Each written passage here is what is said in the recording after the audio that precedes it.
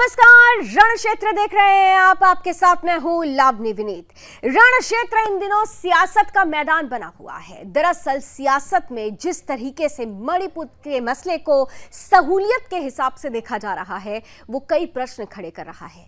मणिपुर से आई विभत्स तस्वीरें जिसकी निंदा, घोर निंदा होनी चाहिए और ऐसा कुकृत्य करने वालों के खिलाफ सख्त से सख्त सजा होनी चाहिए। यह आवाज पूरे देश से उठ रही है, हम भी ये आवाज उठाते हैं। लेकिन इन सब के बीच में सवाल महत्वपूर्ण एक और हो जाता है कि क्या जब बात महिला सुरक्षा की आती है तो वास्तव में समेकित रूप से जो समाधान निकलना चाहिए, समेकित रूप से जो एक आवाज उठनी चाहिए, सत्ता और विपक्ष की मिली जुली एक आवाज उठनी चाहिए, क्या वो उठ पा रही है? जवाब आएगा बिल्कुल नहीं। दरअसल यहां पर तो लोकतंत्र का आईना अगर कोई मंत्री, कोई नेता अपनी ही सरकार को दिखाने लगे तो उसके खिलाफ बड़ी कार्रवाई हो जाती है। उसे मंत्री पद से बर्खास्त कर दिया जाता है क्योंकि वो अपनी सत्ता धर्म से अलग जाकर देश धर्म को सर्वोपरि रखते हुए कुछ प्रश्न अपनी ही सरकार से पूछ लेता है। दरअसल हम आज इस मुद्दे को आपके बीच इसलिए लेकर आए हैं क्योंकि हर बार बारंबार मणिपुर का मुद्दा जब सामने आया तो हमने एक आवाज उठाई और एक समाधान निकालने की बात कही कि महिला सुरक्षा पर सेलेक्टिव नहीं, कलेक्टिव अप्रोच रखिए। लेकिन क्या इस देश की राजनीतिक पार्टियां ऐसा कर रही हैं?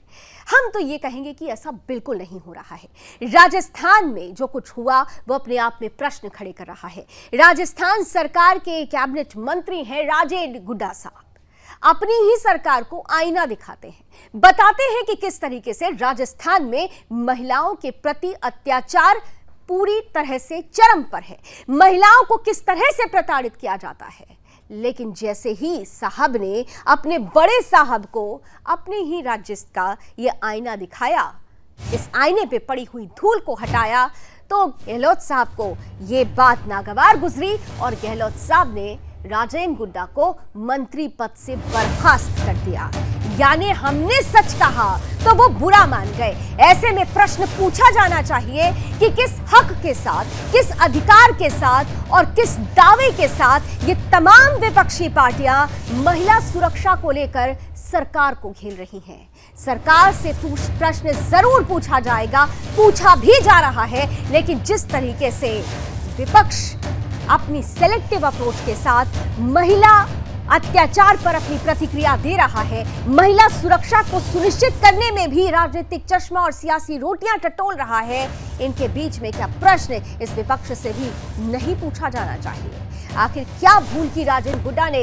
केवल आईना ही तो दिखाया, क्यों किया मंत्री पद से बर्खास्त? आखिर क्या राजस्थान की महिलाओं को न्याय नहीं मिलना चाहिए? राजस्थान की महिलाओं की बात कौन करेगा? कहां है प्रियंका गांधी वाड्रा?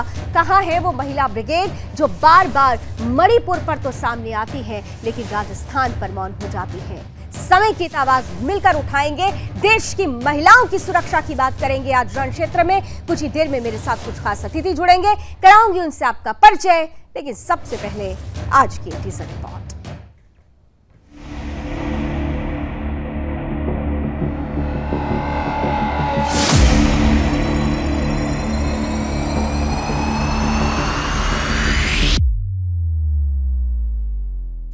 राजनीति के जादूगर कहे जाने वाले अशोक गहलोत के राज में गजब ही जादूगरी चल रही है। राजस्थान में महिला सुरक्षा को लेकर पूरी तरीके से विफल रही सरकार पर जब सरकार के ही मंत्री ने दिल की आवाज सुनकर सवाल उठाए तो राजस्थान के मुखिया अशोक गहलोत खफा हो गए। इतने खफा हो गए कि मंत्री जी को मंत्रिमंडल से ही बाहर का रास्ता दिखा दिया। अब कोई अशोक गहलोत से पूछे कि क्या लोकतंत्र में सरकार को आईना दिखाना गुनाह है? कोई सीएम साहब से पूछे कि क्या सरकार की नाकामी पर पर्दा डालना ही मंत्री का धर्म है? सत्ता के नशे में चूर मुख्यमंत्री से कोई पूछे कि महिला सुरक्षा पर इतना सेलेक्टिव अप्रोच सरकार का क्यों है? क्या यही राजधर्म है? अब तक तो आप पूरा मामला समझ ही चुके हैं, लेकिन रिवीजन के लिए जान लीजिए। शुक्रवार को राजस्थान विधानसभा में राजस्थान न्यूनतम आय गारंटी विधेयक 2023 पर चर्चा चल रही थी। इस दौरान मणिपुर हिंसा को बीजेपी की नाकामी बताते हुए सवाल उठाए गए। इस बीच जब मंत्री राजेंद्र गुड्डा की बोलने की बारी आई तो उन्होंने अपनी ही सरकार पर सवाल उठाते हुए कहा कि राजस्थान में ये सच्चाई है कि हम महिलाओं की सुरक्षा में असफल हो गए हैं। और राजस्थान में जिस तरह से अत्याचार बढ़े हैं महिलाओं के ऊपर, मणिपुर के बजाय हमें अपने गिरेबान में झांकना चाहिए। फिर क्या था?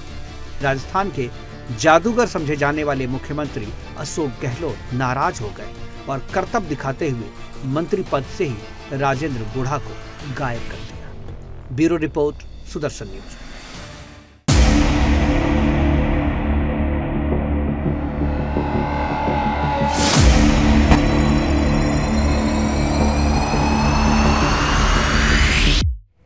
सवाल यह है कि अपनी ही सरकार को आईना दिखाना अनुशासनहीनता कैसे हो सकता है? अगर सरकार महिला सुरक्षा को लेकर सुनिश्चित समाधान नहीं निकाल पा रही है, सुनिश्चित नहीं कर पा रही है समाधान, तो क्या आईने पर लगी हुई धूल को हटाने की जरूरत नहीं है? और जो लोग ऐसा करते हैं, क्या उन्हें सत्ता से बेदखल करना चाहिए? क्या मंत्री पद से बर्खास्त कर देना चाहिए? क्या यही न्याय है? आज इसी पर करेंगे खुलकर बहस। मेरे साथ जो अतिथि आज जुड़ रहे हैं, आइए कराती हूं अब आपसे उनका परिचय। हमारे साथ आज भारतीय जनता पार्टी का पक्ष रखने के लिए राजस्थान से जुड़ रही हैं निमिषा गौड़ जी, बहुत बहुत स्वागत है। हमारे साथ कांग्रेस का पक्ष रखने के लिए इस वक्त मैं देख पा रही हूं कांग्रेस से जुड़ चुके हैं रत्नाकर सिंह जी, बहुत बहुत स्वागत। और हमारे साथ खुद बर्खास्त मंत्री, बर्खास्त बोल रही हूं क्योंकि उनको आवाज उठाने पर सजा मिली है, राजेंद्र गुड्डा साहब, वो भी फोन लाइन पर हमारे साथ जुड़ेंगे कुछ ही देर में। आप सभी का बहुत बहुत स्वागत है। जुड़े हुए हैं, हमारे साथ जुड़ चुके हैं, राजन जी भी जुड़ चुके हैं, बहुत बहुत स्वागत है आप सभी का हमारे साथ जुड़ने के लिए। रत्नाकर जी, आज आपका पहला कमेंट चाहूंगी, क्योंकि जिस तरीके से आप लोग मुखर हैं, होना भी चाहिए, मणिपुर के मुद्दे पर होना भी चाहिए मुखरता के साथ। मैं भी आपके साथ खड़ी हुई हूं क्योंकि ये महिला अस्मिता से जुड़ा हुआ मुद्दा है, लेकिन मैं वहां पर आपसे अलग हो जाती हूं जहां पर आप लोग सेलेक्टिव अप्रोच अपनाने लगते हैं। राजस्थान में महिलाओं के साथ जो हो रहा है वो किसी से छिपा नहीं है, नंबर 1 पर है एनसीआरबी की रिपोर्ट के मुताबिक महिला अत्याचार में। मंत्री साहब ने सच दिखाया तो बाहर निकाल देंगे, ये कहता है न्याय। देखिए लावनी जी, निश्चित रूप से एनसीआरबी का ये आंकड़ा जो है ये काफी पहले का आंकड़ा है और अभी पूर्व मंत्री राजेंद्र गुढ़ा जी ने जो इसको उठाया, सदन में उठाया। मेरा यही कहना था कि इस तरह की जो वाकयात होते हैं या उस पर लगाम लगाने की जो जरूरत होती है, तो निश्चित रूप से इस तरह की बातों को मंत्रिमंडल की जब मीटिंग होती है उस समय उठाना चाहिए, या मुख्यमंत्री से स्वयं मुलाकात करके इस तरह की बातों को उठाना चाहिए, सदन में उठा करके और पूरे उसको हाईलाइट करना कहीं ना कहीं सरकार को है जो दोषारोपण करना कहीं ना कहीं मंशा को दिखाता है कि आप सरकार को क्या करना चाहते हैं, मंशा उनकी दिखाती है। रही बात, देखिए कहीं ना कहीं मणिपुर की घटना को और राजस्थान को बिल्कुल आप तुलना नहीं कर सकते हैं। मणिपुर की परिस्थिति बिल्कुल अलग है, यहाँ की परिस्थिति राजस्थान की अलग है। यहाँ पे जो भी इस तरह का काम करता है, निश्चित रूप से राजस्थान की सरकार उस पर एक्शन लेती है और उनको गिरफ्तार करने का काम किया जाता है।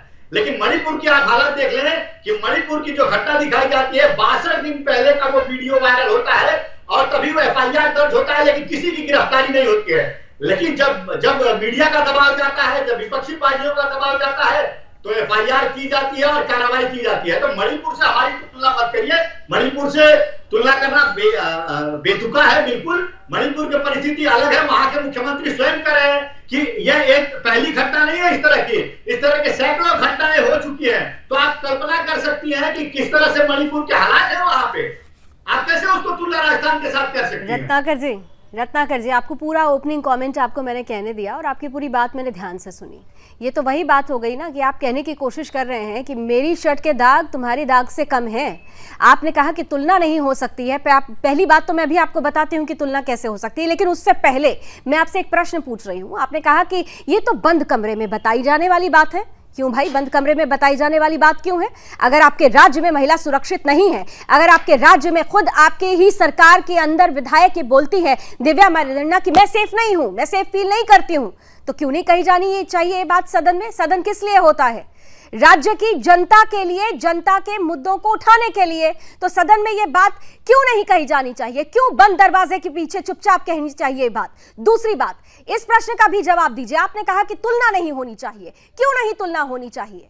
महिलाओं के साथ बलात्कार हो रहा है, महिलाओं के साथ जो अत्याचार हो रहा है, जोधपुर बलात्कार की घटना अभी आप भी जानते हैं ना, उसमें बच्ची के पिता को आरोपी कहता है कि 60 लाख रुपए ले लो, मामला को रफा दफा करो। क्यों नहीं तुलना होना चाहिए? फिजिकली ट्रॉमा और मेंटल ट्रॉमा समझते हैं आप? वो चाहे मणिपुर की महिलाओं के साथ हो, राजस्थान की महिलाओं के साथ हो, उत्तर प्रदेश की महिलाओं के साथ हो या छत्तीसगढ़ की महिलाओं के साथ हो, ये फिजिकल ट्रॉमा नहीं होता साहब, ये मेंटल ट्रॉमा होता है। जी लावनी जी, मुझे जवाब देने का मौका दीजिए। बिल्कुल। देखिए, जो मंत्रिमंडल की मीटिंग होती है लावनी जी, ये कोई बंद कमरे की और गुफ्तगू आपस की मीटिंग नहीं होती है। राज्य के हालात के बारे में चर्चा होती है और उसको जो है सुना जाता है और मुख्यमंत्री उस पर कार्रवाई करते हैं। मैंने जो कहा कि मंत्रिमंडल की मीटिंग में इसको उठाना चाहिए था, लेकिन कहीं ना कहीं मंशा की बात आती है। आप प्रधानमंत्री नरेंद्र मोदी जी की मंशा को ले लीजिए, वो राजस्थान के ऊपर तो बोलते हैं, तो छत्तीसगढ़ के ऊपर मंशा तो फिर आपकी भी पूछी जाएगी ना।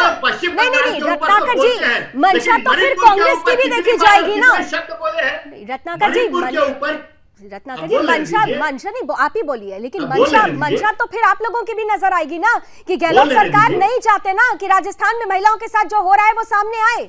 मंशा तो यहाँ पर भी क्लियर हो रही है। अब आपने प्रश्न पूछ लिया तो मैं पूरा जवाब दूंगा। आप पूरा बात कहने का मौका दिया। बोलिए। लावनी जी, मैं यही कह रहा था कि सबसे पहले तो मैं बता दूं कि कई बार मुख्यमंत्री को पूछा गया और मुख्यमंत्री जी ने कहा कि कहीं भी इस तरह की हिंसा होती है राज्य में, हम तत्काल प्रभाव से उसके ऊपर कार्रवाई करते हैं और जो भी दोषी होता है उसको तुरंत गिरफ्तार करके कार्रवाई की जाती है। लेकिन मैं कह रहा हूं कि राज्य सरकार को बदनाम करने की साजिश जो रची जा रही है, जो प्रधानमंत्री मोदी जी गैर बीजेपी शासित राज्य जो छत्तीसगढ़ और राजस्थान है उस पर आरोप लगाते हैं, पश्चिम बंगाल के ऊपर आरोप लगाते हैं, लेकिन जब मणिपुर की बात आती है तो 77 दिन के बाद उनके मुंह से कुछ बातें निकलती है। 36 सेकंड का स्टेटमेंट आता है उनका, लेकिन आज आप देख लीजिए मणिपुर के मुख्यमंत्री स्वयं अपने इंटरव्यू में उन्होंने कहा कि इस तरह के सैकड़ों वारदात हो चुके हैं मणिपुर में। प्रधानमंत्री जी सो रहे थे, गृह मंत्री जी सो रहे थे, क्यों नहीं एक्शन लिए ये लोग? तो कहीं ना कहीं आप हमारे ऊपर सिर्फ आरोप लगाकर अपने दाग को धो नहीं सकते हैं।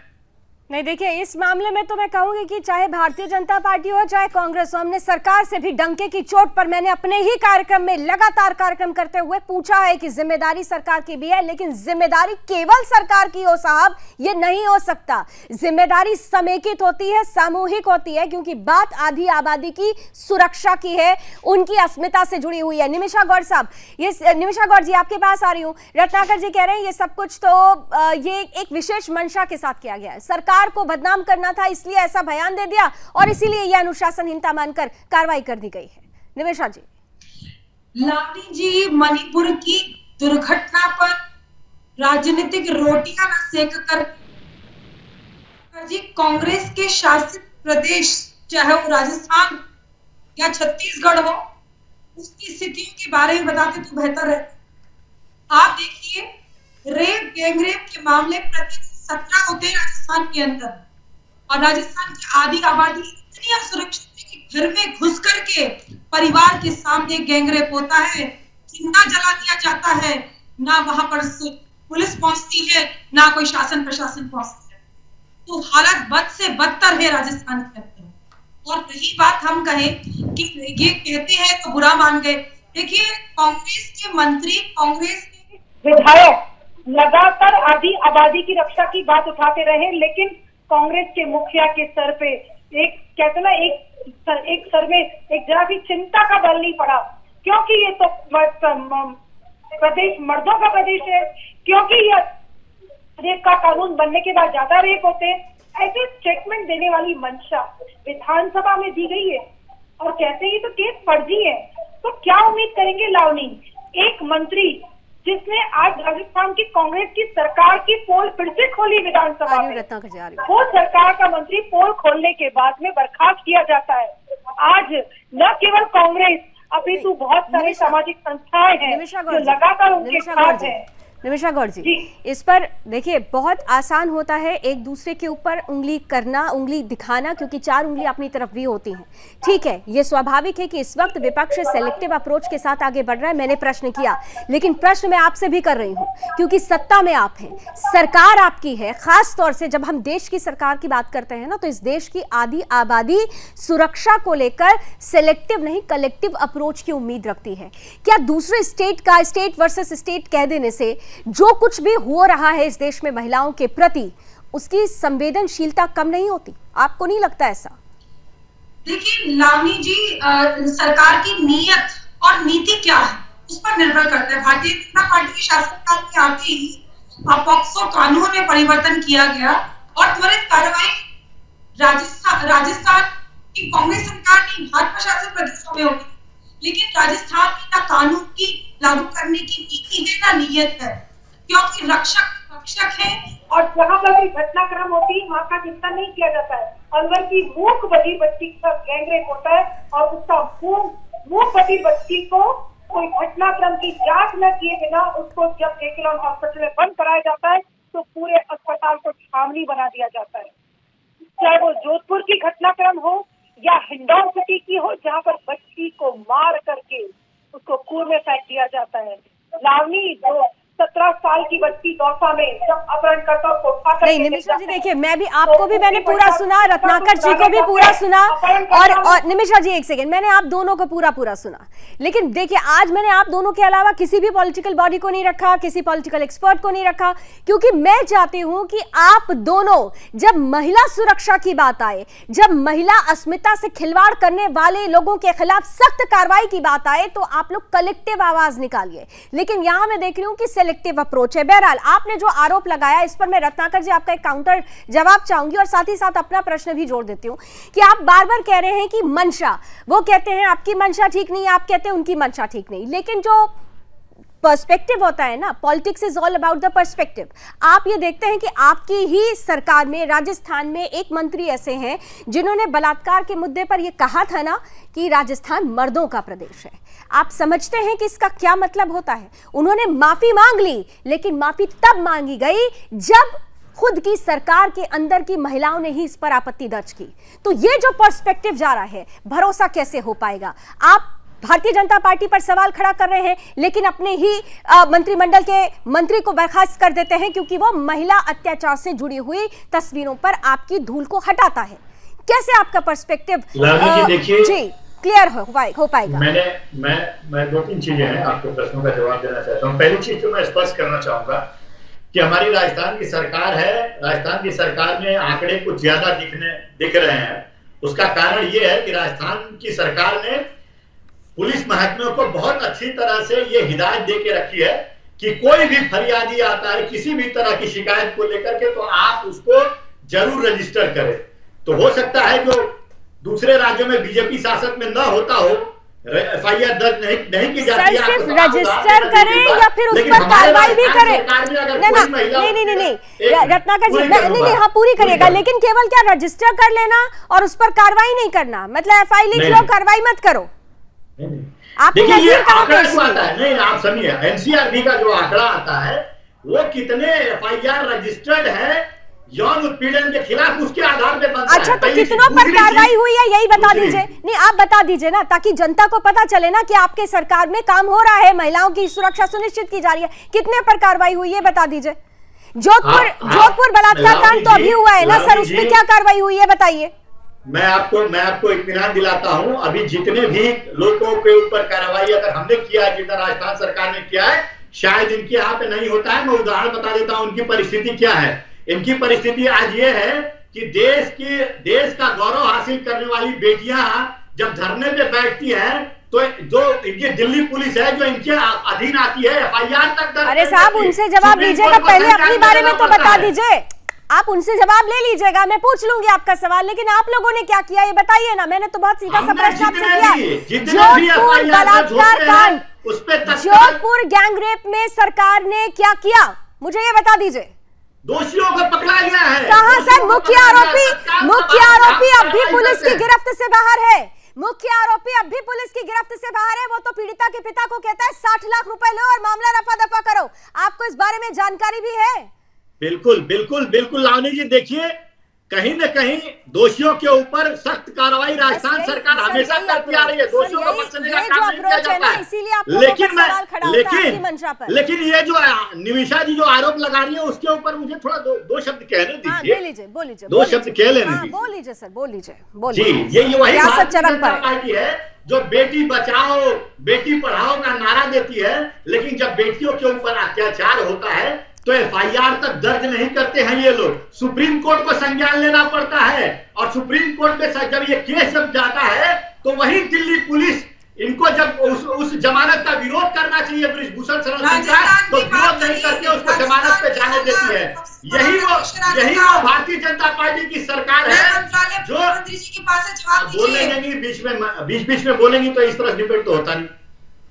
मणिपुर के घटना के ऊपर स्वतः संज्ञान लेना पड़ता है सुप्रीम कोर्ट को, क्योंकि प्रधानमंत्री जी उसके ऊपर 77 दिन से चुप्पी छाले बैठे होते हैं। जब वहां की पार्टियों के नेता दिल्ली जाते हैं मणिपुर के हालात को बताने के लिए, तो उनसे मिलना भी ठीक है। रत्नाकर जी सहमत हूं आपकी बात से। सरकार ने काम नहीं किया वहां पे, मैंने पूछा वो प्रश्न, लेकिन आपको याद दिला देती हूँ कि राजस्थान हाईकोर्ट ने भी स्वतः संज्ञान लेकिन कहा था कि जरा महिलाओं की सुरक्षा सुनिश्चित कर लीजिए। ये प्रश्न आपसे भी पूछा जाएगा, सेलेक्टिव होने की अप्रोच पे ये प्रश्न आपसे पूछा जाएगा।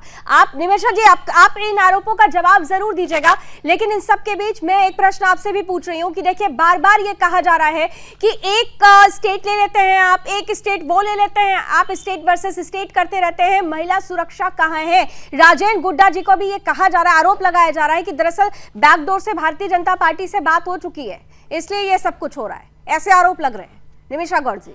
देखिए लावनी जी, कांग्रेस की सरकार बैसाखी पर बैठी है अभी, और आप देखिए 4.5 साल उन्होंने होटल में बिताया, नाश्ता में बिताया। तो बहुत ही बैसाखी में चलने वाली कांग्रेस सरकार की वीडियो यही है कि आधी आबादी की सुरक्षा की जगह आरोप प्रत्यारोप करते हैं, जब उससे करेंगे। और दूसरी बात, आज राजेंद्र सिंह गुड़ा से दिव्या मतेरना या फिर अन्य मंत्री और विधायक हो जो लगातार राजस्थान की कांग्रेस सरकार पे भ्रष्टाचार पे आरोप लगाते हैं या महिला सुरक्षा पे आरोप लगाते हैं, इनके पास कोई उत्तर नहीं होता है, क्योंकि बीकानेर की खाजूवाला के अंदर रक्षक की भक्षक बन गए। कोटा में शिक्षक ने बच्ची का बलात्कार करके उसकी हत्या कर दी है, अलवर के अंदर हत्या हुई है, चाहे करौली के अंदर हुई। तो अनेक घटनाक्रमों के साथ में जब एक कंक्लूड पे पहुंचते हैं तो राजस्थान की सरकार ने अपराधियों को शस्त्र दे दिया और रेगिस्तान बचाओ, रेपिस्ट बचाओ अभियान चल रहा है, रेपिस्ट बचाओ। अब बात आती है सुरक्षा की, तो आज भारतीय जनता पार्टी केंद्रीय सरकार जितनी संवेदनशील है आधी आबादी के लिए, उसकी संवेदनशीलता का उत्तर जब मिलता है जब ट्रिपल तलाक की मुद्दे को 7 दशक तक चलाने वाले कांग्रेस को निमिषा गौड़ जी मेरा प्रश्न ये भी था। निमिषा गौड़ जी मेरा प्रश्न ये भी था। एक निमिषा गौड़ जी मेरा प्रश्न ये भी था, क्योंकि आरोप ये लग रहा है कि राजेंद्र गुड्डा साहब से बात हो चुकी है आप लोगों की, ऐसा कुछ चल रही है क्या? ऐसा कुछ हो रहा है क्या कि बात हो चुकी है राजेंद्र गुड्डा साहब से? ये आरोप लग रहा है कि दरअसल कहीं ना कहीं से दाल में कुछ काला नहीं, बहुत कुछ काला होने वाला है, कहा जा रहा है।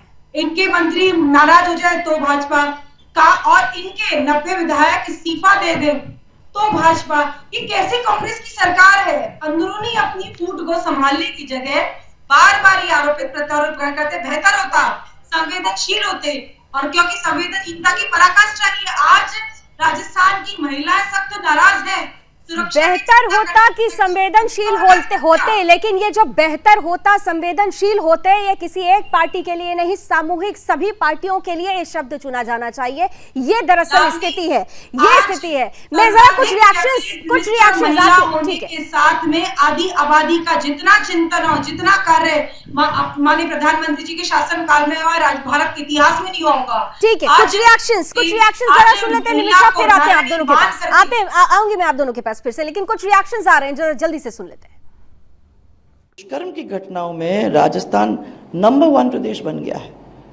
मुख्यमंत्री के गृह क्षेत्र में महिलाओं के खिलाफ अपराध की घटनाएं हो रही हैं, परंतु सब चुप हैं, कोई बोल ही नहीं रहा इस पे।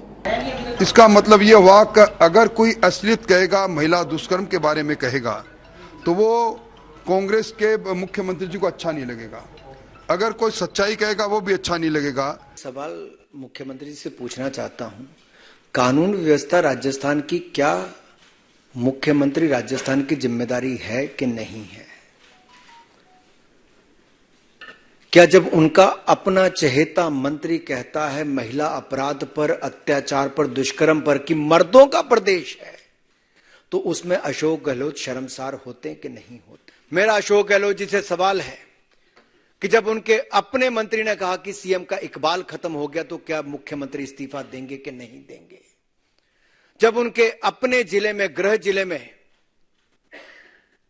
हत्या कर दी जाती है, जला दिया जाता है, और उनके अपने मुख्यमंत्री निवास जयपुर से 5 किलोमीटर की दूरी पर वैशाली नगर में महिला के साथ दुष्कर्म करके उसको मरने पर मजबूर कर दिया जाता है, और एक घटना में एक पति के सामने उसकी पत्नी के साथ बलात्कार करके उसको मारने दिया जाता है, तो इस पे अशोक गहलोत शर्मसार होते कि नहीं होते मुझे नहीं पता। लेकिन मेरा सवाल कांग्रेस के अध्यक्ष खड़गे जी और गांधी परिवार के इन सभी नेताओं से है कि राजस्थान की जिम्मेदारी क्या है, भूल गए हैं? अरे जितने महीने सरकार है उतने महीने तो अपनी जिम्मेदारी निभाएं। ये हमारी पार्टी का अंदरूनी मामला है और इस पे हम लोग अपने हिसाब से चर्चा करते हैं।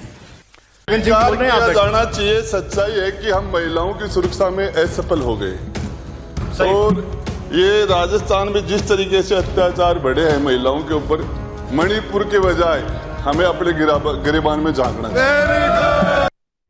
रत्नाकर जी, सीधे आपके पास आ रही हूँ। देखिए, बहुत सारे रिएक्शन सुने, अपने अपने पार्टी की तरफ से अपने अपने रिएक्शंस दे दिए गए हैं, लेकिन सवाल सीधा सीधा है, सहूलियत के हिसाब से चुनाव होगा क्या? आपने कहा कि बेटी बचाओ बेटी पढ़ाओ, तो सवाल तो ये भी उठना चाहिए कि प्रियंका गांधी जी कहती हैं ना, लड़की हूँ लड़ सकती हूँ। जोधपुर की बात मैं बार बार इसलिए कर रही हूँ क्योंकि अगर ऐसे आंकड़े उठाएंगे तो बहुत सारे आंकड़े आपने स्वयं कहा, ये माना, और मुझे अच्छा लगा कि आपने ये स्वीकार किया। लेकिन वर्तमान में जो हुआ, क्या पीड़िता से मिलने की कोशिश की गई प्रियंका गांधी की तरफ से, या कोई फोन कॉल गया, या राजस्थान सरकार की किसी महिला प्रतिनिधि ने उस बच्ची से जाके मिलने की कोशिश की? क्या हुआ? इसीलिए तो सेलेक्टिव और सहूलियत अप्रोच पूछा जा रहा है।